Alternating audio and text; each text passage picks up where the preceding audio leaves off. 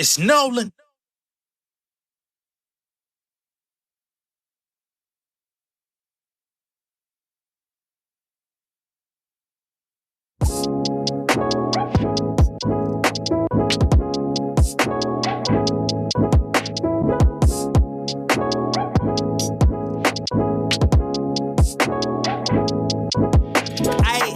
Activate beast mode, I just hit cheat code. Gotta say his niggas want Rico. Ayy, I was on TiVo, green dot reload. About to touch down like Tizo. Ayy, stunning like Steve-O, simple like free throw. Juice color like Nigo. Ayy, whip got soup like miso. Ayy, nigga take L like default. Riding through the city, no gas. I be floating on the track, no rail. Never did art. I just need cheese for the craft for a front. I don't put it on tab. Never tell move smart. Probably went to school with your dad. Now they got me saying rules in the class. I'm just trying to do my part. Nigga walk smooth like Shaq. Wanna see me come through for the back. I got my 808 dumping when I'm cruising through the street. We surviving niggas riding, hit the spot like 10 deep. I need my squad on my back. We ain't no game, but they my peeps. I need like 20K at least. I'm just trying to keep the peace. Okay, I did it before, do it again. Got me a temperature, moving my pen. Niggas be talking about family with money involved when it's not. Niggas going to win. Roll with the punches, I took it to chin. Back to the city, I'm booking events. Destroy your friends, just like a smoothie we blend. She came with the juice and the gin. Ay, something nigga with another swag. Drag these niggas like a bowling bag. Got the soul like Hall & Oates. Always with my brothers like Hall & Nash. Label gave that nigga $1 million and they probably never made a quarterback.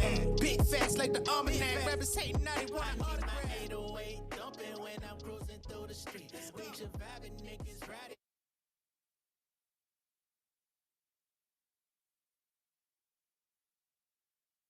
What's going on, beautiful people? It's the kid J Nolan here. Welcome back to another episode of Inside the Industry, your number one source for music and entertainment commentary and breakdowns.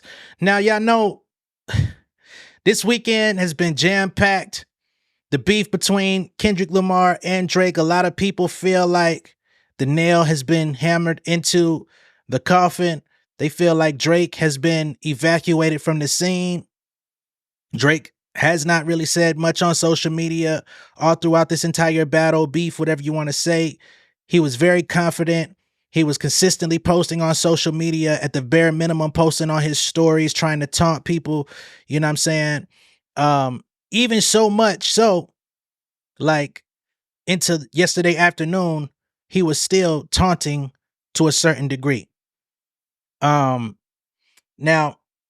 we know Kendrick Lamar dropped the new record yesterday. Whoo, shit. And that was a fucking monster. That was what some people would consider the knockout blow, the official knockout blow. You know what I'm saying? They not like us. They not like us. They not like us. We're now wondering if Drake is going to come back, but I want to rewind just a little bit before that particular record hit the scene. Yesterday, I was also telling you guys about this guy, Cooley Bravo from Chicago. I told y'all it's alleged that he is connected to Kendrick through family ties in Chicago, through Kendrick's parents. And he's been pretty much on point with all of his assessments of this beef. He's called a lot of stuff before it happened. I don't know if he's, got a direct line with the family, but somewhere down the line, he's getting some type of transfer of information, right? And early in the day yesterday, Cooley Bravo, he said that there would be no song drop, right? He said, K-Dot not dropping nothing today, but then he put hashtag unless. Now, some people could say, okay, that's a troll. You know what I mean? We don't know. But rapper Daylight, who's also close to the TDE family through Punch and some of the producers over there, early in the afternoon, he said, hey, y'all, the fight is over. Go home. Right? So once I started seeing this permeate on social media, because I was watching it all, I couldn't get no type of sleep. I was tired as hell. I was trying to see if I could get a nap in. I was restless. I couldn't do it. You know what I mean? So I'm just scrolling through social media, seeing what's going on. And I'm seeing these guys talk. And I'm like, it feels to me like there may be some behind the scenes conversations going on between TDE, Kendrick's side, because Kendrick's no longer with TDE, but he's still family with them. As we can see throughout this battle, TDE has been backing him the whole way. especially Top Dog, who doesn't even tweet that much, right? But we'll get to Top Dog. And it felt like there were conversations happening behind the scenes. Seemed like there might have been a white flag, a peace treaty, or at least at the bare minimum, a request from both sides to say, hey, if you leave it alone, we'll leave it alone, right?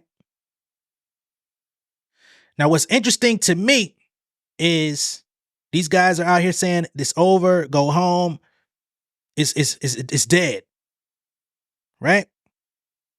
Well, Drake posted in his story in the afternoon a photo of, I don't even know who this Asian man is, but he was posted up in all of Pharrell's jewelry. Remember, on Family Matters, he said, you want your boy's shit, come take his legacy out of my house, right? So he's been taunting Pusha T and Pharrell because Kendrick on Euphoria said he's willing to inherit Pharrell's beef. I don't like you pushing on him, so I'm gonna inherit that beef too. You know what I'm saying? Nigga, fuck pushing P, nigga, Pusha T, right? But fuck all that, cause this is your current issue, and I'm just gonna go. I'm gonna swing at you on their behalf also, right? So he puts this picture, as in Drake, puts this picture, and I'm gonna show y'all the picture. Y'all have probably seen it by now. So this is the photo that Drake posted on Instagram shortly before Kendrick came and whopped him upside the head. Again, my theory is that there was a peace treaty, that we were not going to speak on it. We could let it go, let bygones be bygones, and ride off in the sunset, let the people decide, whatever. Drake then goes on Instagram, throws this back up. Shortly after this goes up, then we see Top Dog from TDE say, I see dead people.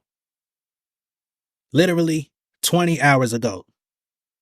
Drake's photo on his IG story, 20 hours ago. So it was like within minutes, right? Because as I'm watching this video, as I'm making this video, what the hell I'm talking about? As I'm making this video, I can show y'all it's still in Drake's story that this was 20 hours ago, right? Some people gonna say I'm tripping. Some people gonna say, oh, you think you're smart. I don't think nothing other than what I'm telling you. I'm not saying I know inside information. I'm just saying I followed a few people that was close to the situation. I looked at things. I evaluated the timing on everything. And it looks like he decided to say, nah, fuck that. Right? Y'all want to take up for your mans? Come get his shit out my crib. Next thing you know, Top Dog says, Dot, I see dead people, which we know I see dead people is the intro to the new record. And shortly after Top came out and said that, Kendrick went on YouTube, unleashed the next motherfucking nuke. Niggas in the beginning said there were definitely nukes on both sides, but somebody came with the real intent to destroy. Somebody came with the intent to play, right?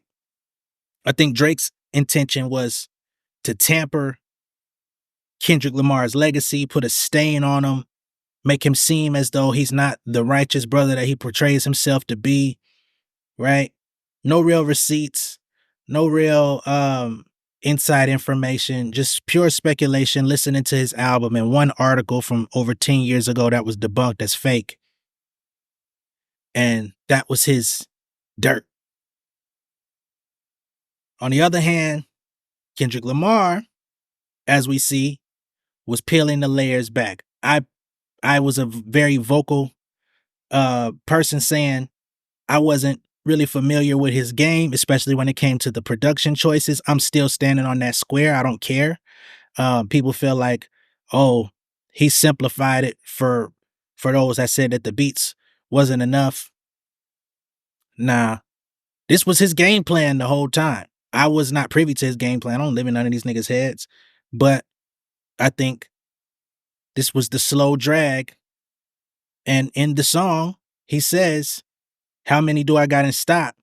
1, 2, 3, 4, 5 plus 5. So he's saying, I got 10 records that I could body you with. That's a whole album. 10 songs is an album.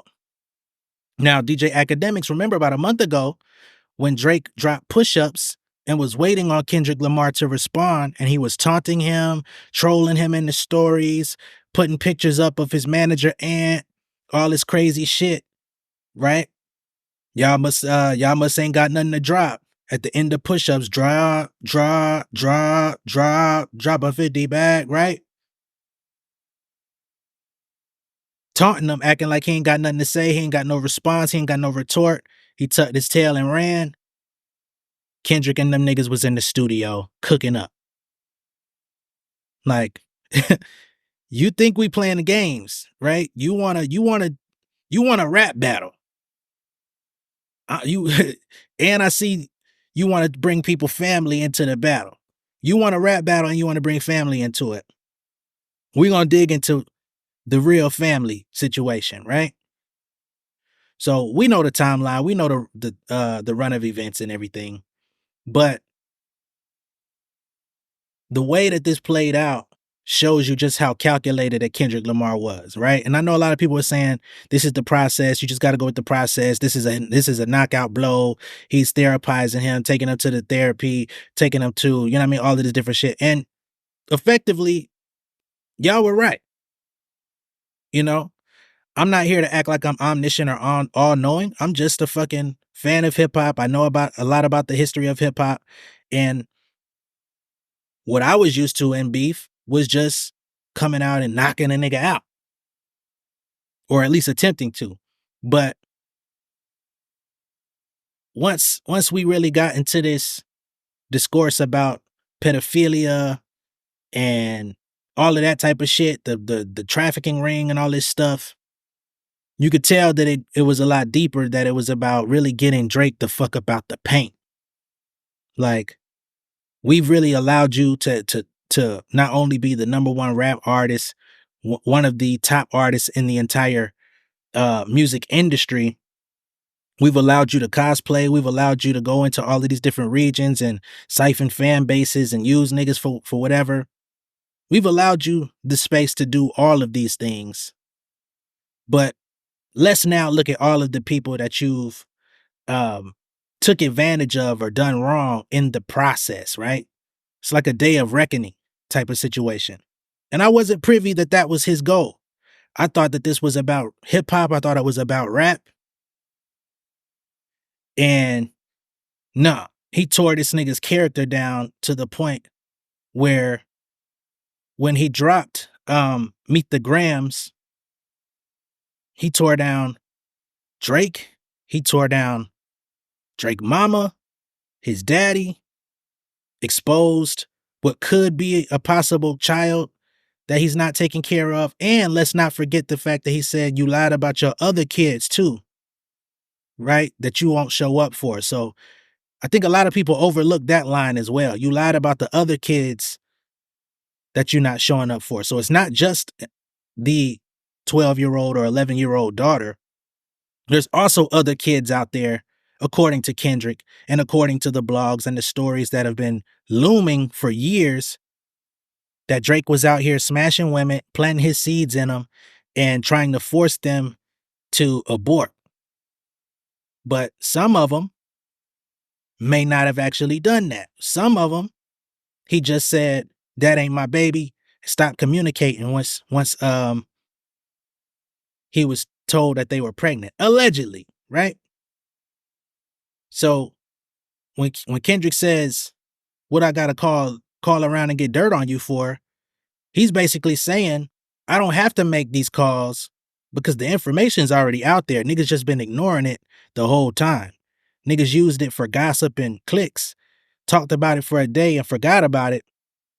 I ain't forgot nothing. I've been seeing this shit the whole time. That's my theory on it. You know what I mean? So when everything happened yesterday and we got They Not Like Us, and that was like the culmination of everything, and he pointed it all out from the house to the OVO crew and what they got going on, to smashing on Wayne's girl. And of course, that footage is out there where Wayne admits to it. We didn't see that yesterday. People told me in the comments that it happened, but I forgot about it. But I do remember, and somebody pointed this out in my comments, that Wayne actually punched Drake after coming home from prison, which I remember hearing about on the radio, but I was definitely much younger, in my early 20s. And I was just consuming hip hop strictly as a fan, not for content, not for talking pieces. So it's not like I just registered that in my head as like a big thing. I actually thought it was fake when I heard it, because I'm like, how Wayne gonna punch Drake in the face over a girl that he allegedly smashed, and them niggas still hanging out, doing music together, all this shit. Like, it just didn't seem realistic to me, but here we are. It makes all the more sense today. And then they say, then get his face tatted like a bitch apologizing. That shit is crazy. That motherfucking They Not Like Us, that might be the new Hit 'Em Up. Like, y'all know the effects that Hit 'Em Up had. Y'all know when we play Hit 'Em Up to this day, it just shifts the energy in a room and everybody just, you know what I'm saying? It's not really dance music, but it gets you moving. And the lyrics, the ear candy, the flow, the vibe, the rhyme pattern, it just shifts everything. I think Not Like Us is that, right? Euphoria was, for all intents and purposes, a scathing warning shot, like a warning shot that actually lands, like a shot, but that motherfucker actually really did wound you. You know what I'm saying? And then start pouring salt on the wound, basically, with 616, which I wasn't super fond of. I still don't feel like that was the strongest piece, but it introduced the glove and that whole picture with the Ozempic, you know what I'm saying? But we only could see the gloves when he put that up. And then by the time he dropped Meet the Grams, of course, it was with the FUBU shirt, the Ozempic prescription, which we're going to get into in just a second, with this guy explaining everything that's going on, which I feel was very interesting, because I wasn't familiar with what was actually in the photo as far as like what those pill bottles were and all that type of shit. So let's get into this TikTok creator who basically describes what was in that photo. People are not talking about this cover enough. Ignore everything else about this rap beef. Everything else. Doesn't matter what came before, what's going to happen. Everything else, all right? This picture alone is some horror movie level psychological torment. Kendrick said to Drake, hey buddy, just want to let you know that there are people around you that don't even like you, and they're just there for a check. In fact, people in your closest circle are willing to flip on you. And on top of that, I've got people in OVO. To which Drake was just like, nah, I'm going to put out my track. And then 30 minutes later, Kendrick responded with this. Before he even rapped a singular lyric, he responded with a picture from inside of Drake's house. Stephen King can't execute that level of mental warfare. On top of that, you got the contents of the image, which are pretty interesting if they're real. Lots of people are focused on the Ozempic, which to me, I'm just like, okay, whatever, you know, it's an international superstar taking weight loss supplements. Like, who would have thought that would have happened, you know? I guess there is something to be said about Drake telling Kenny to go do push-ups while he himself is not working out and doing something else to lose weight, but that's not even the most interesting thing in this photo. Near the center of the photo, there are two medication bottles, one of which you can't really read, but the second one is a bottle of Zolpidem, which is the generic version of something called Ambien. That is something that you can use as a sleep aid, but it is also incredibly well known for being used to Bill Cosby people. On top of that, it looks like the photo's been cropped because of the weird dimensions, so it's leading to a lot of questions of like, what was in this baggie in the top left, and is there anything else around the photo that we're now not seeing? I still really want to stress the fact that we don't have confirmation whether or not that this photo is real or if it's staged, because you have people out here like DJ Akademiks saying that the photo is real and it's of real stuff, but the stuff is from Drake's dad's suitcase, but then that begs the question of why does Drake's dad have meds that are prescribed to Drake? And then you have Kenny saying on the previous song that Ak's already compromised, so he can't be trusted. But here's the deal. It doesn't matter. To you and me, at least, It doesn't matter if it's real or not. And here's the deal. Let me tell you why. Because on one hand, if this is not real, right? If it is fake or if it is staged, it at least got everybody talking and theorizing and believing that it might be real because it is well executed enough that it at least alludes to the fact that Kendrick was right, making it still a great cover art for the topic and song at hand. On the other hand, if this is real, not only is everything I just said still true, but Drake has to be the most paranoid person on the planet right now, on the verge of a serious mental break. That man cannot trust a single person in his production team, his musical team, his tour, his crew, his label, even his friends. There is no one he can trust because someone was willing to flip on him in the middle of the battle. And the worst part wasn't that Kendrick was right. It's what else was Kendrick right about? Yeah, so y'all saw that video and he pointed all of those things out. And of course he pointed out that that Zolpidem or whatever, which is Ambien, which of course is a sleep aid. You know what I'm saying? Now, from one perspective, you know, you could look at this and say this kind of plays into Kendrick's narrative on the record, right? Because introducing all of these heinous acts, these crimes, being a pedo, being a groomer, all of these different things, you could say, all right, he may have this medication because he can't sleep at night. All of his wrongdoings are keeping him up at night, somebody might say. But then on the other side of the spectrum, there's also the fact that this Zolpidem or Ambien or whatever is a short-term sleep aid. Like Homeboy said, it's used to Bill Cosby people because, again, it's a short-term sleep aid. So it's not going to put you out for the entire night. It's going to put you out for, you know, incremental time periods to where you basically are out and then you're going to wake up a couple hours later and, you know, restore your equilibrium or whatever, you know what I mean? And get back to life type shit. So in that case, it's like, oh, this nigga is about to go somewhere, packing his luggage, making sure he got that stuff on him just in case he need to, you know, date grape somebody, you know? Now, these are allegations. We can't prove that this nigga done did that. But that's the picture that Kendrick is painting one way or the other, right? And even if we can't prove that this photo is exactly true, you know, some people feel like this is a setup that was sanctioned by Drake to give Kendrick an idea of what was going on with the Ozempic, with the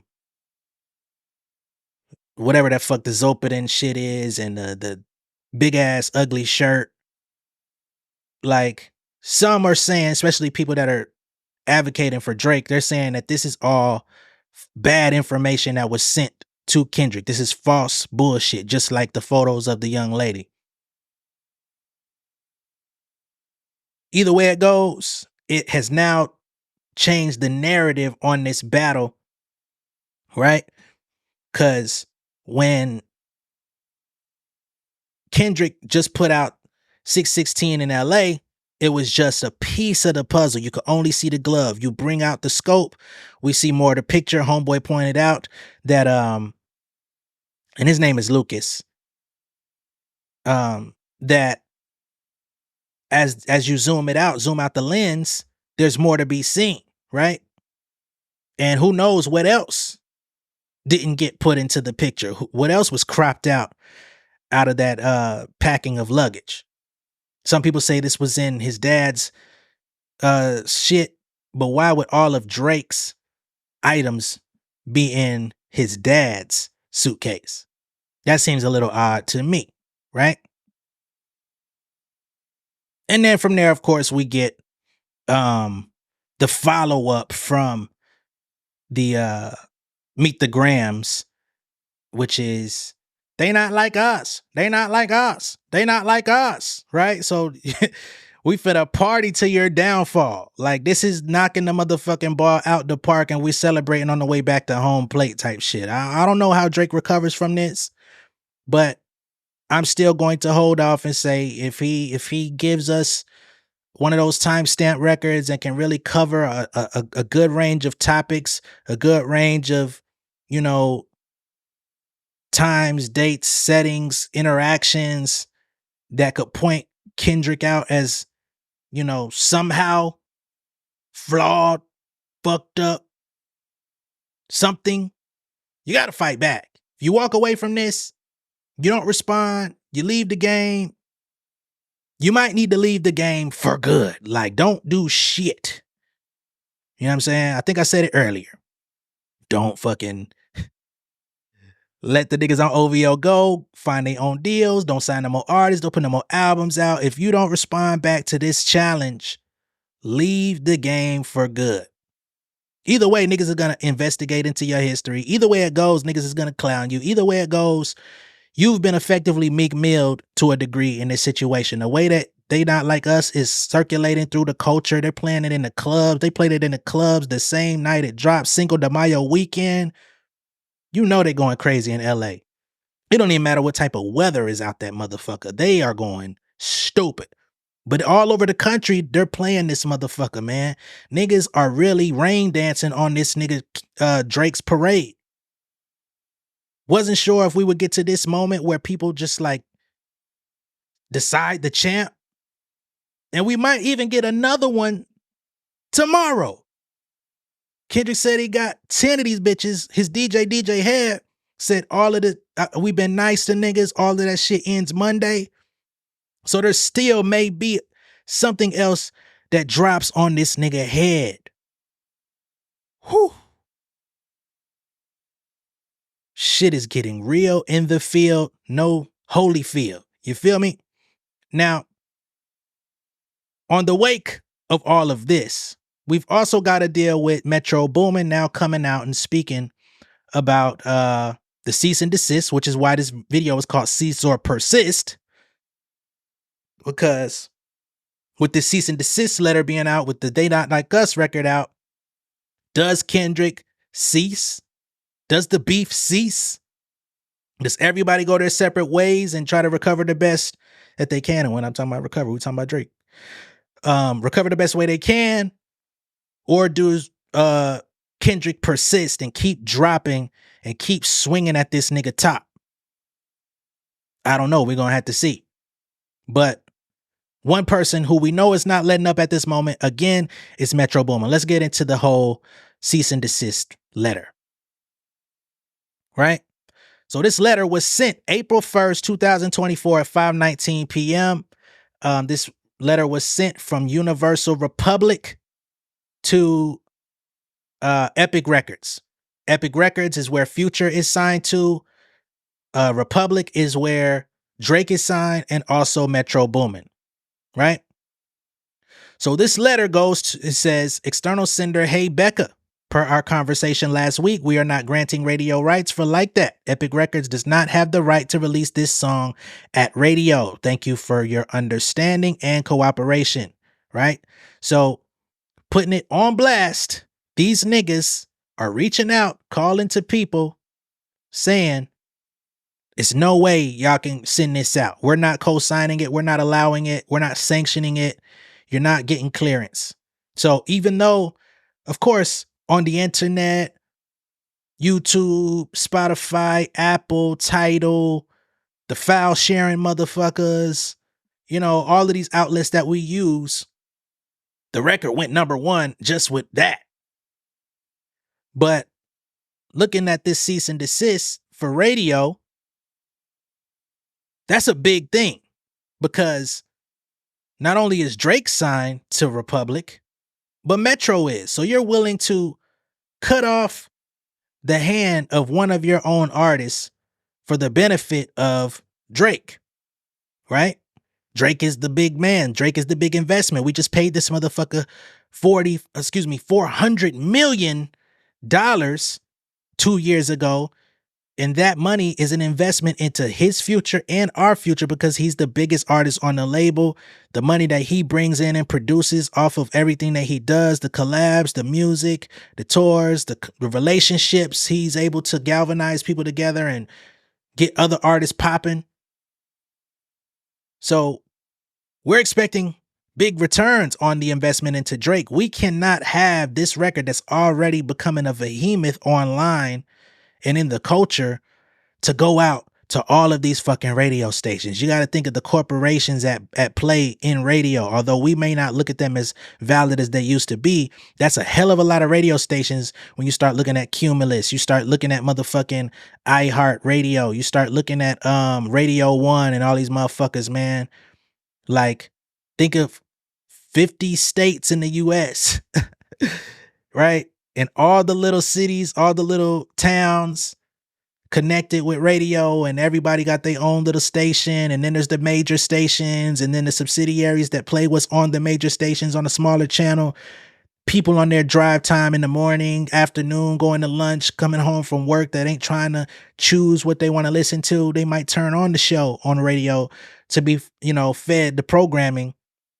This stuff still yields great results. It's programming. Not to mention, that's money, right? Because you hear it on the radio, it may influence you to go buy the record or stream the record. Not to mention, radio produces royalties for the songwriters on the songs to get paid on the back end as well. So that's also cutting off people's water. All for the protection of Drake. Now, Metro's not letting up any further. He's going in on a few different levels. Let's get to that. All right, give me a second. So here on Twitter, we've got Metro Boomin here, and he's got this hashtag colonizer showing Drake calling Toronto slang ignorant at a fancy dinner. Now, as you can see in this imagery here, this is a young Drake. We don't know if this is teenage or, early adult Drake. He still has that wheelchair Jimmy aesthetic reeking off his skull and his look, you know what I'm saying? But he's out on some sort of date or with friends. But they say he's calling Toronto slang ignorant at a fancy dinner with these white kids. Let's see what they got going on. There's candlelight. It was really dark, really romantic. Got to know them much better, so it was fun. Do you have your words up there that kind of funky and weird? The guys at our school, instead of addressing people like a group, saying what are you guys doing? Say man's like you. It's really weird. Yeah. So man's like you are going to that, and then just means like a group. Crew. That's interesting. It's not. It's really ignorant. What about rude? That's rude. No. That's a good thing. That's fat. That's dope. Yeah, I hear that. So these are old school, those are old school. Now, I do want to go ahead and take this moment. I remember a couple folks weeks ago talking about that Drake used to have a Canadian accent. I never really paid attention that he had a Canadian accent, but y'all definitely told me he did. I'm guessing that's the accent that y'all are talking about, that he no longer speaks in that same, tone or same way of forming his words or whatever, what have you. But as y'all can see in this video, he says, men's like you is ignorant. But in his adult years, when he goes and appropriates the British UK acts and goes and collabs with them and gets with them, he turns into the mans and all of this type of stuff. So I'm not saying as a person you can't grow, evolve, or change your perspective on things.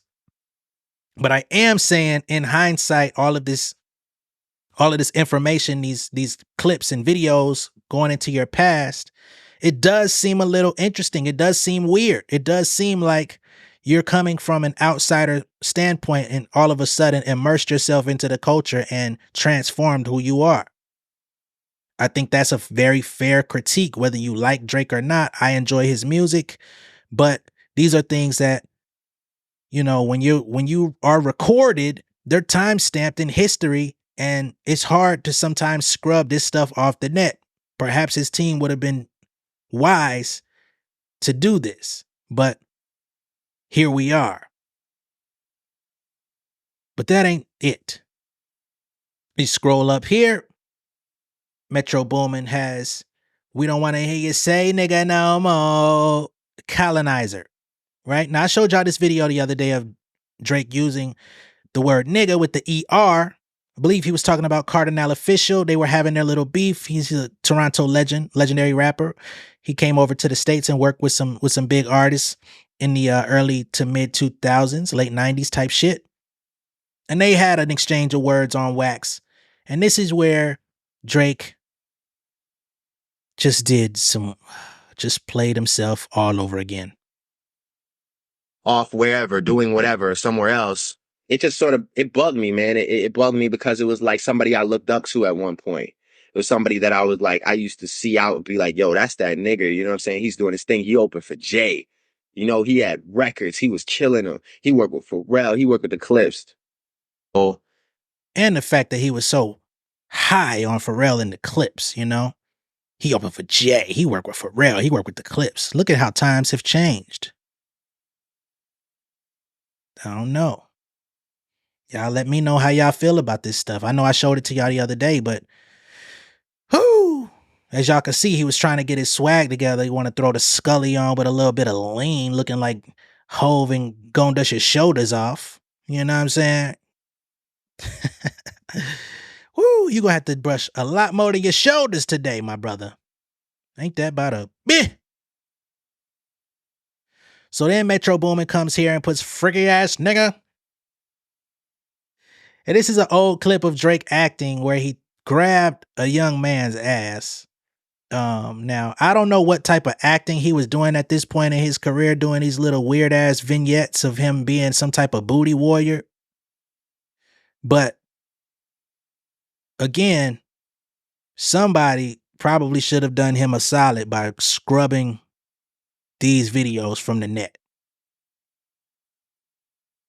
There's another question that says, how does Drake even know that they play The Weeknd at gay bars in the first place? Metro Boomin says, come on now, you know why. Or excuse me, come on, you know how. Freaky ass nigga. Freaky ass nigga, you're a 69 god. Oh man, it's crazy how Kendrick has completely turned the tables, and this fucking They Not Like Us record did it. This is another clip where he's allegedly got, well, I ain't gonna say allegedly, they filmed this shit. So they positioned him as having gay porn in his locker, and the shit just fell the fuck out. I'm not gonna play the audio because it has some sounds on it, and I don't want to y'all know how I am about this copyright shit, man. But yeah, all these little tapes fell out the locker. And they're like, what the hell is you doing with this? And if anyone is into that type of content, do you. No judgment. But it's just interesting that they had him playing these roles. I don't understand, you know, if he was supposed to be on some dark comedy vibes, but the shit did not age well. He's got another video here. Looks like they could be in a studio, or they could be in a gay bar, possibly. I don't know. This is why Metro Boomin is saying it's way too late. So now people playing on his sexuality, which I don't want to expound on too much. I'm just showing y'all the content because I don't want to shame Drake based on his preference, if he likes men or not. From what I know, he doesn't. But if he does, do you. Shout out to Jinx. He says, gotta be honest, I heard always rapping like you trying to get the slaves freed, and was like, yeah, I might not want him saying the word either. So Metro Boomin reposted that on his timeline. We've got this photo here, freaky ass nigga, of Drake sitting on another man's lap. Looks like at a gathering among friends. And I won't hold this, you know, over Drake too solidly, because I know people that would do this. You know what I'm saying? I've met people in my life that would take this type of photo, and it would just be something funny or comical amongst friends. But again, the aging of it in public eye, it's a different beast. He says, this shit's so easy because all I got to do is post shit that you already put out. Hashtag zesty man. Furthermore, he says, I know a nigga with lipo scars not trying to call me lame. And then we have this person about to get liposuction with a superimposed AI Drake face. It's crazy how AI has found its way into this beef and been one of the stars of the show. Damn. Oh, shit. Metro comes back and says, I know a nigga pushing 40 and painting his nails not trying to call me lame. Identity crisis hashtag. It's crazy. Metro comes back. Picture of Drake and Sexy Red. He's got his lips pursed out. He says, I believe you see two bad bitches. So he's taking all of Kendrick's lyrics and applying real life Drake scenarios that have played out in the public eye and said, hey, there's some validity to what Kendrick is saying. Now, this is definitely an effective dogpiling technique. But when it was on Meek Mill to get stomped out in the public eye, nobody cried. Nobody came to his aid. Everybody played the record the same way we're playing They Not Like Us, the same way as getting in the clubs, the TikToks, the sea walking videos, the blood walking videos. Like, this shit is viral on top of viral.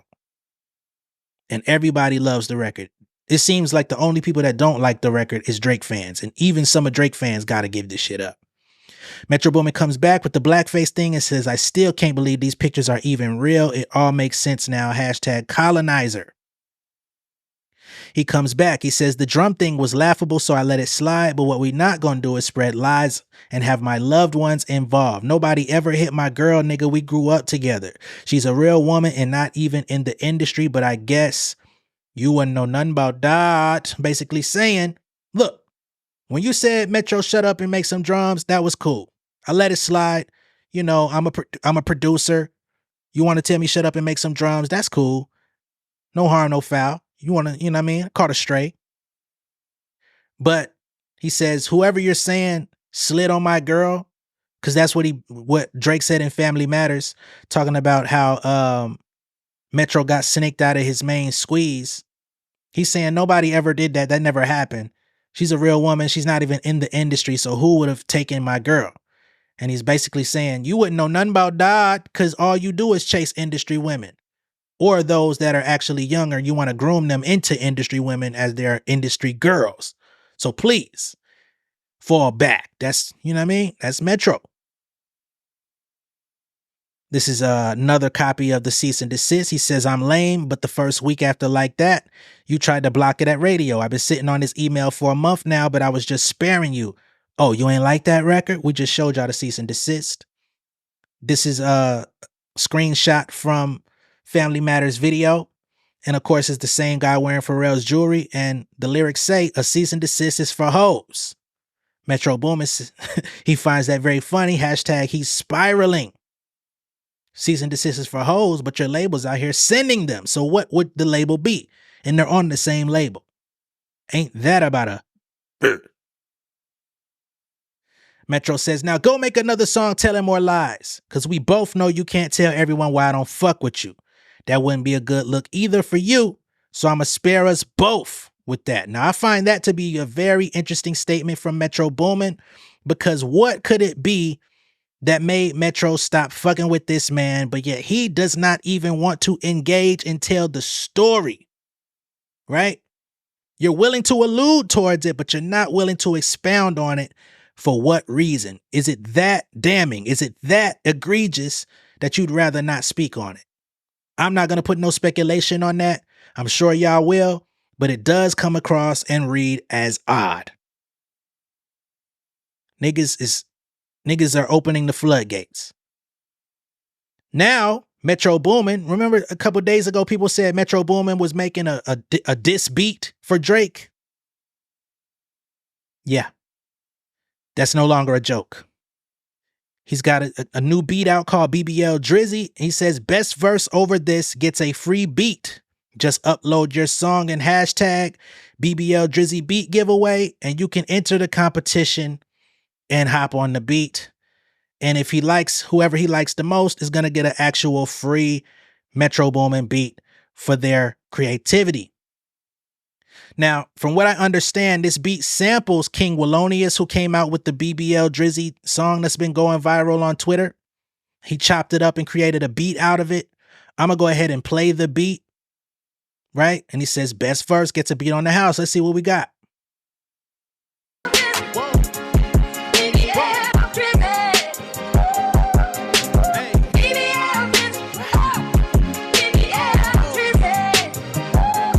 The fucking phone, people. Hold the phone.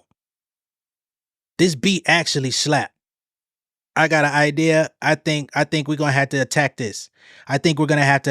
Y'all give me a moment. I'm gonna come up with some shit. We finna have some motherfucking fun on Inside the Industry, baby.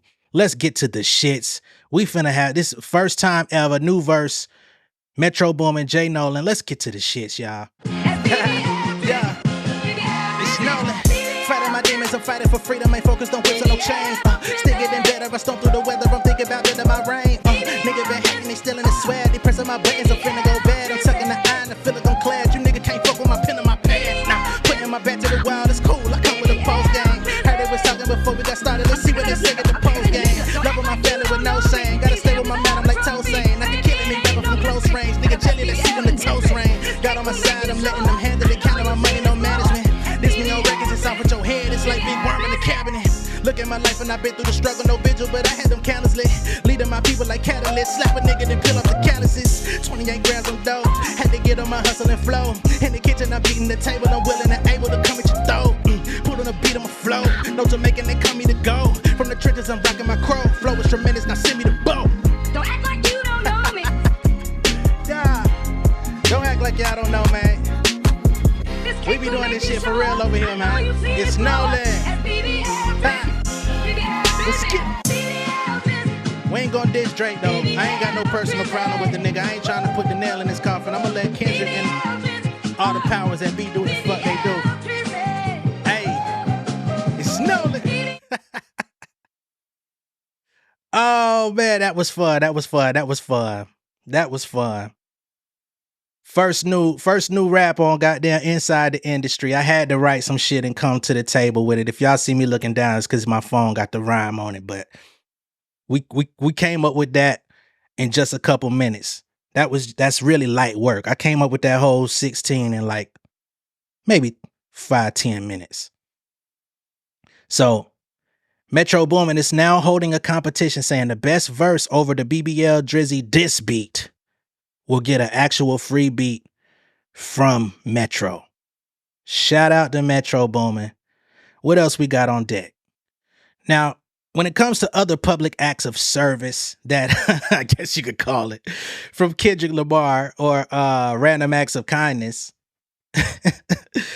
there's a content creator out there by the name of Phase Your Rage. And he came to the internet today and says that Kendrick removed all copyright away from my reactions to his diss tracks and is letting me get paid for all of them. No label has ever done that for me, so I'm thankful. So this is a creator on YouTube or Kick. Because it looks like he has that K in his thing. So he might be a Kick creator. But he was getting copyright claims on his reaction videos to all of the diss records that came out. As of today, Kendrick and team have lifted those copyright claims off of his content, which allows him to monetize off of the views that he got, which is a huge thing. Like somebody got to, who do I got to talk to get some shit like that going over here at Inside the Industry, man? Because niggas be trying to block my videos when I play people's songs, like completely block them from YouTube. They don't even say you can't monetize it. They just say you either gotta take this shit out or your video can't even be seen. So I need to know who the fuck Phase Your Rage got in contact with, or who got in contact with him. The world would like to know. And J Nolan specifically, me, I would like to know. Shit. How can I get in that type of favor? What else we got on the docket?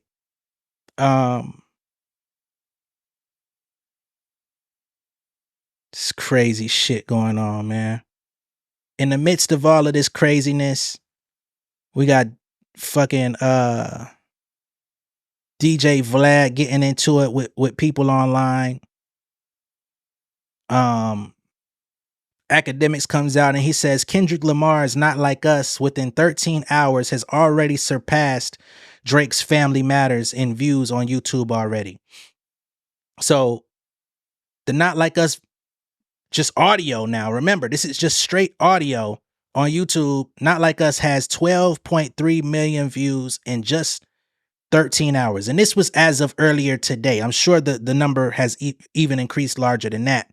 At that time, though, Drake's Family Matters, which was a fully produced lyric visualizer video with Drake and others in it, That video had 11.5 million views in 33 hours of being released. So just overnight, he already surpassed Drake in views. Not to say that the views is the competition, but please keep in mind, this battle has always been looked at as the popular artist, the one with the radio friendly records, the one with the, not necessarily the culture, but the one with the biggest mainstream following, Mr. Numbers, Mr. Break Every Record, numbers wise, versus Kendrick, who's seen as a more eccentric artist, a lyricist, has the culture.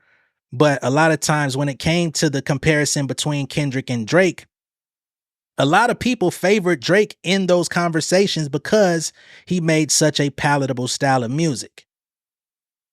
Now that this battle has finally taken place, and this is the battle that Kendrick Lamar has been salivating for the last 10 years, we see when we go head to head, it's a totally different ball game, right? I get numbers on my own merit, but going at you and actually putting it bar for bar, skill for skill, let's see how we can stack that up. And he's also getting the popular vote. I don't think Kendrick had the popular vote coming into the battle. Even with like that going to number one, that's still on the assistance of having Future being a featured artist on somebody else's song that was already, the album was going number one. So Drake felt like, of course y'all going number one. Y'all dissing me. That's all, my name is attached to it. Well, as other records out of the anthology have been released, it still seems as though Kendrick Lamar has been outpacing Drake, even numbers wise and conversation wise and narrative wise. Even despite my gripes with the production on some of the records. Right? But once that motherfucking They Not Like Us comes through, again, the knockout blow, or at least a very strong knockdown with a hard 9 count, we're going to see if Drake get back up. But if you don't get back up, it's a knockout. But you have an opportunity to get back up on some Meek Mill shit.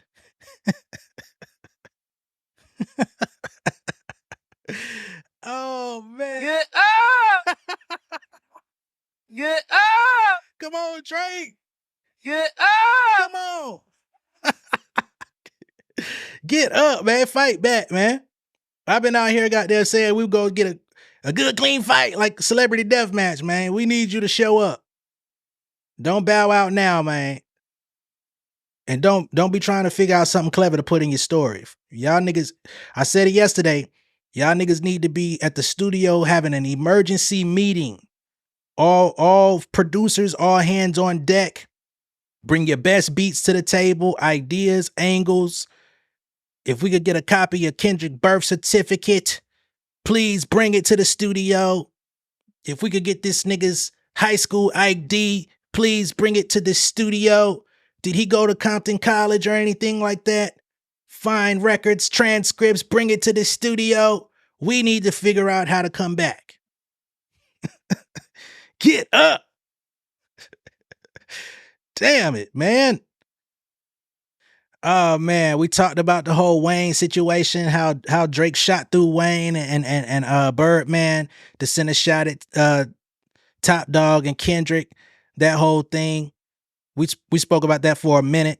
I saw some people trying to refute that with me too. I'm like, man, nah, you don't bring up Birdman and Wayne like father, like son, niggas getting robbed situation and think that that's just collateral, like, oh, everybody's gonna be super understanding. How, like, these are your bosses too. You're talking about two bosses in your life. You got the big boss stealing money from Wayne, meaning he ain't getting the money. Wayne is over you. Wayne went out there and sold all the Young Money publishing for $100 million and gave y'all niggas nothing because he needed it to figure out his debt situation. Liquidate, excuse me. But it did get liquefied for sure, because you ain't get it. So ain't no way that you could say him using them you and Top is Birdman and Wayne. You know what I'm saying? Your father got robbed by Top. Y'all niggas is Birdman and Wayne, like father, like son, because you're also getting robbed by Top. There's no possible way in life you could say that bar without that being a shot. There's also the J. Cole shot in Family Matters where he says, J. Cole losing sleep over this shit. That ain't me. You know what I'm saying? But clearly you losing sleep because you got this fucking Zolpidem shit in your bags saying that you got insomnia, or are you using that for other reasons? The fuck going on, Drake? Right? So when it comes to the Wayne situation, Kendrick jumps on the fucking record and says, you fucked on Wayne, bitch, when he was locked up. That's conniving. Then get his face tatted on you like a bitch apologizing. Now, at the time, I wasn't so much aware that this was a real deal Holyfield situation. But the internet keeps all files. So here we are. And unfortunately, this is an Akademiks reaction video, so you might hear him say some dumb shit or scream, but you'll get the point. He was like, man, I'm sorry. You know, like, did he break it to you lightly or you just like went straight in with it? Man, I swear, where's the camera? And please, anybody that know me real well, when you see this and whatever, please tweet and vouch for me. I have a very, very, very terrible memory. And I swear to God, I don't know what y'all talking about. I just did like 3-4 interviews. And I just kept it moving like, yeah, Drake, yeah. So for clarification, that did not, it may not have happened. Whatever it was, it happened. I just got a badass memory. So you don't know who the girl was? What are we talking about? That first of all. So apparently in the book, there's a part in the book where you say that he came in and told you that he had smashed one of your girls. Oh, don't even wrap up. Oh, I wasn't worried about that. I was just, that's just how life goes when you locked up. Yeah, no. But she's done. You moved on. Life is good. Life is good. Will you rap about that? Do you think it'll end up on a song? Maybe you two might, No. No. She still be texting me and stuff, They stop texting me too. For real. Damn. Because it still hurt. Oh, shit. But now I remember though. Yeah, he rapped. I don't know if he rapped that. When you in jail though, even your side is your main. When you in jail, when you in jail, it could be somebody when you was out of jail, you ain't never text her back. You ain't call her when she called you. You couldn't tell her what color her hair was. All right. Now that's Tammy Torres that they're talking about. And if y'all can remember on 6 foot, 7 foot, I think it was that one. Wayne says, had my heart broken by a woman named Tammy, but hoes go be hoes, so I couldn't blame Tammy. Damn. That's who we talking about. So she really broke this nigga heart. He tried to downplay it in the interview. She asked him if you was going to rap about it. He said no, turned around and rapped about it.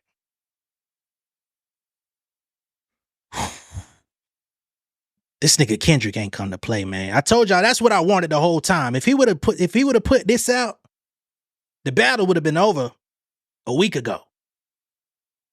I know he gave him the whole 4-part series, right?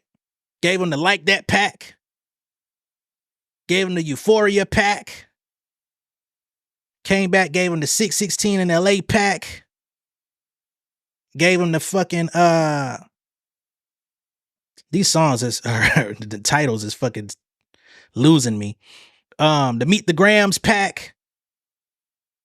And then fucking Not Like Us. But that's 6 in total, 5 solo records. And he say he got 1, 2, 3, 4, 5 plus 5. So he got 5 more he could choose from and just keep dropping on your motherfucking head like eggs on Halloween. Then they pulled up this lyric called from Drake on Fancy where he says, mature women with more than me were the first to tempt me. And Jason had this girl Tammy with a purple Bentley. So now we see that both of them rapped about this Tammy girl in their rhymes. Mature women with more than me. So this lady had her own shit going on. She had money and stuff. She didn't really need them niggas. She had a purple Bentley on her own. She had more than him when he met her. Wow. Funny how the breadcrumbs lead up. This shit wild, y'all. This shit is crazy. Harlem B on Twitter says Kendrick going #1.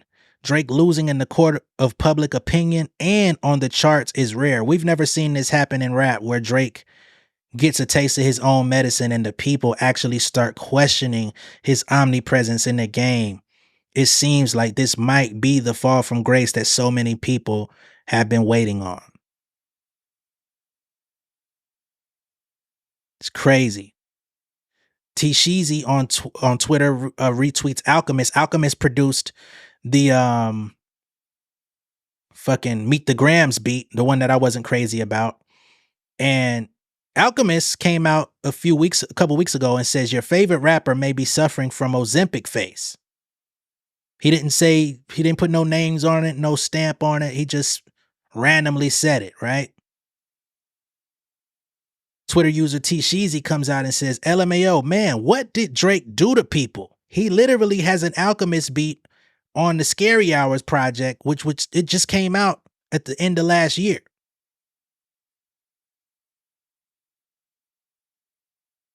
That's rough. had an Alchemist beat on your shit. Produce a beat for Kendrick, which we know he's been producing for Kendrick for a minute now. But produce for Kendrick and says your favorite rapper may be suffering from Ozempic face. Now that could be a lot of different rappers in the game, depending on who your favorite may be. But it seems, based on the way that these events have played out, that was targeted. It's a lot going on, y'all. Niggas is talking about how Kendrick just introduced a whole new rap voice on that what was that end of the second verse on They Not Like Us, when he went into that Bay flow.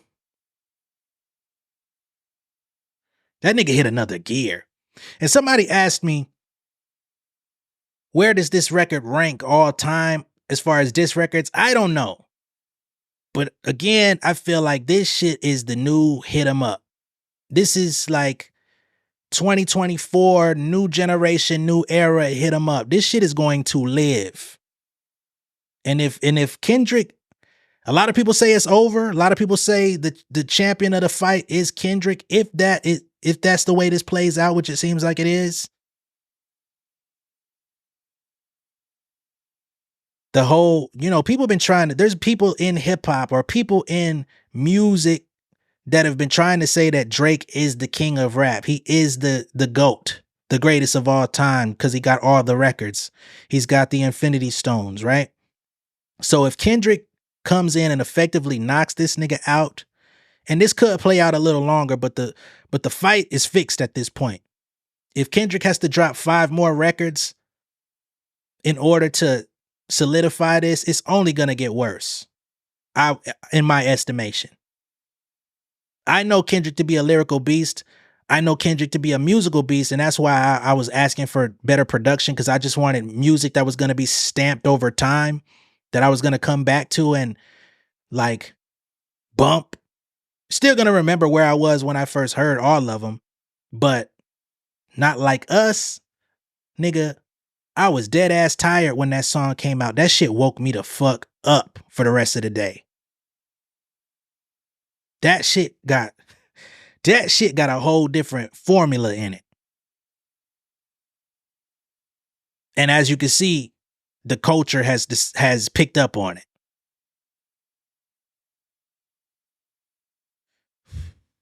So shall this cease or persist? Will Kendrick leave well alone? Let the people speak. Take the victory in stride. If you want to call it a victory, I'm sure a lot of people do. I still think Drake should respond. I don't know if it's going to help because, again, the public opinion has been swayed. The numbers have swayed. This could be the fall from grace. This could be Icarus wings melting from getting too close to the sun. right? He wanted to take this final battle. He had been through all these different things in his career. He had collected all of these gemstones and jewels from legendary hip hop artists. He had gone through the Meek Mills. He at least put up a good fight with Pusha T, although he didn't win. You know, he accepted a moral victory on that because he claimed he had this career-ending song that he kept in the stash, didn't want to go any further. So, of course, a moral victory in his own eyes. Continued to break the records, right? And it seems as though the way he wanted to bookend this whole thing was to ride off in the sunset with Kendrick and Cole, right? Because the story goes that Kendrick was supposed to be on First Person Shooter. I don't know what part of that beat he was supposed to be on, whether it was the beat switch up or if Kendrick was going to be rapping on, you know, the part that we heard with Cole and Drake going back and forth. Who knows how that would have been? That shit would have been crazy. I ain't gonna lie. Sends Cole to make that call, I would think. Cole like, yo, man, you want to get on this record, man? This an opportunity to come together, do this shit for hip hop. The big three finally come together, get us all on one record and do this shit that has never been foreseen. We never expected it to happen. The boogeyman laid the shit to the side. But I also think in pure Drake fashion, that was his sly maneuver. He wanted Cole to make that call so that they could all get on one record, do some legendary shit. But in the back of his mind, he could always hold that victory to say, I made Kendrick bow down. He got on my album, squashed the shit because he the one that had the problem the whole time. I got rid of him without having to squash him, right? I get him to bow down and tuck his tail and get rid of whatever his issue is. Get on my album. Let's do this big shit for hip hop. Probably, like I said, if that alternative universe plays out, you also put together that tour, that Biggest to What tour. Could have been Kendrick on that motherfucker too. They would have made billions, them three of them niggas on that tour. Niggas is talking about hundreds of millions of dollars on these tours. They would have made $1 billion easy. And he would have got rid of all his competition to have them niggas under the wing, right? Kendrick declines. I'm good on that. Y'all have fun though. Nigga, fuck the big three. Nigga, it's just big meat. Nigga, bomb. He held on to those sentiments for damn near 6 months till he said something. Cole looks at this shit like, damn, I caught a stray? Let me defend my honor. Niggas hitting my line. Put the song out. Couple days later, bows out. At a certain point, it starts looking funny, right? Because now, with Kendrick putting himself on that pedestal, it now looks like Drake and Cole versus Kendrick. Tag team match, 2-on-1 handicap match. Cole said, oh, nah, that's not how we playing this shit. I ain't really got no problem with that, right? I'm losing sleep over this shit because I don't want my brother thinking that it's that type of party. I'm not over here to be your ally in this war. Y'all niggas been going to war for years. If that's how y'all want to play it, I respect it. I love both of y'all. I'm going home to my family. We laughed. We talked about the shit. But I never really took enough time to evaluate the power play that Drake was trying to put on Kendrick by offering that feature, right? Because we didn't know that was the case. But he wanted to collect all the Infinity Stones, right? If I could get this nigga to just bow down. He was still going to diss his ass at a later time to cement the fact that he made that move. Kendrick said, I won't be a pawn in this game. It's still smoke, nigga. We still got unfinished business, as he alluded to. Surprised you want that feature request. You know we got some shit to address. You don't want to make no apology. You don't want to actually have a real man-to-man conversation, but you want to invite me to get on a record. Who gonna do that? Nigga, this Compton. I can't go out like that. Standing on fucking business. Now, some people out there may say, J Nolan, your tone has changed a lot. My tone has changed, as you may perceive it, because I wanted a good battle. I wanted to make sure that I called it evenly on each release. If there was a back and forth exchange, I wanted to make sure every record got its own pluses and minuses based on what I was hearing. I did not want to come into the other person's song already shitting on their parade because I like the other one. I was going to say, I like this about it. I like the beat. I like this bar. This bar is hard. This bar was this bar was mid. Okay, it's another beat. How do I feel about this beat? Niggas is doing 3 beats a piece on records. If they not switching beats, we ain't got to talk about the beats as much. But this is a production thing. So they're going, they got a little flow. And Drake dropped a fucking monster. I'm still standing by Family Matters being a monster. It wasn't the nuke that it should have been, but it was a very serviceable record to diss the 20v1, and he had enough shots on there for Kendrick to land. The problem is Kendrick had already planned it out. 20 minutes later, he turned on the motherfucking rain machine and had raindrops falling on his head. But that didn't mean his eyes would soon be turning red. So I'm like, get back up, fight back. And before the nigga could even fight back, he said, okay, I put the Stone Cold stun on you. Now I'm finna hit your ass with the chair. And when a nigga takes that stance in a battle, you're gonna react like, oh. In a monsoon of a song like that, there's no way in hell you could get me to downplay Not Like Us. So yes, I'm excited about it because this is my favorite song out of the entire beef, to be perfectly honest. This battle would have been over if he puts this record out instead of Euphoria. The battle is over before it even got to another round. He wanted to play it strategically because he had ways that he wanted to pick Drake apart. Hold the mirror to him, give the public a slow transformation of how they see him. But niggas would have asked the same questions if he put a record like Not Like Us or that exact record out instead of Euphoria. The same shit would have came. But now we got layers. So shall it cease or persist? I don't know. It's all, the ball is in Drake's court. If he wants to defend his honor and try once more,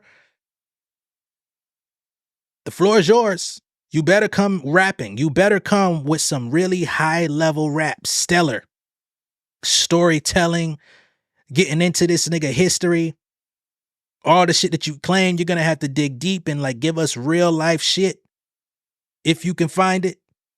Otherwise, the OVO empire just got struck. Let me know what y'all think of all this down below in the comments. Be sure to like and share this video. If this is your first time seeing me on YouTube, go ahead and subscribe to the channel, become an insider. Big shout out to everyone that's been supporting. Yo, man, it took me a long time to make this video. I had some freak accidents happen. My fucking mixer went bad. My shit disconnected. All type of crazy shit been happening as I've been talking about this battle. And as we're seeing Drake kind of get infantilized in real time, it's like my technology has been malfunctioning in a weird way. Like niggas don't want me to get this shit out. I don't know what the fuck that's about. I'm not that important in the grand scheme of things. Or am I? Somebody tried to say, hey, there's no way that niggas from Kendrick's camp or anybody saw your videos. Well, you're watching my video. You don't think these people got friends, family, relatives, friends of a friends that may come across this stuff on YouTube and send it to them? These are human beings. DJ Akademiks just randomly stole my fucking thumbnail off my fucking video. I didn't think I was on this nigga radar. I only got 11,000 fucking subscribers compared to somebody with 1 million. I didn't expect that. So no, I'm not really taking credit. I say that shit for entertainment value, but there is also a chance that these niggas do be seeing my shit. I've had, man, if I showed y'all some of these DMs and messages I'm getting from people trying to protect folks that they fuck with. The realm of reality is closer than you think. All right? That's all I got for y'all. I'll catch y'all on the next one. I was going to be doing some more content, but I think, man, after taking so long to make this video, because the shit that I had to go through to make it, I may see y'all tomorrow. All right? Much love and respect. I'll catch y'all later. Peace. King of my city and cul-de-sac. Coming, I swinging like soldier rag. Leading my people like quarterback. But I study this shit, I'm an almanac. Had to get up and grind. Knowledge is booming, I'm here to apply. Came with the chip and the dip, it just single the mind. We finna do more than survive. I need my check. Spinning the block for the Gouda. We hitting the jeweler to flood out the net. We don't do beef for computers, I'm straight out the sewer. We come when you rest. Niggas be looking perplexed, so keeping my foot on their neck. No map, I trust my gut for the quest. But drama, I'm fully abreast. I was ready for years and they died of me. All of a sudden they tell me they proud of me. I been dropping these haters like calories. Cross them out, I came back with some boundaries. Stand for my honor, but you run no corner. Packing the stick with a drummer. Wanna catch my bad, won't fumble. I done came too far to be humble.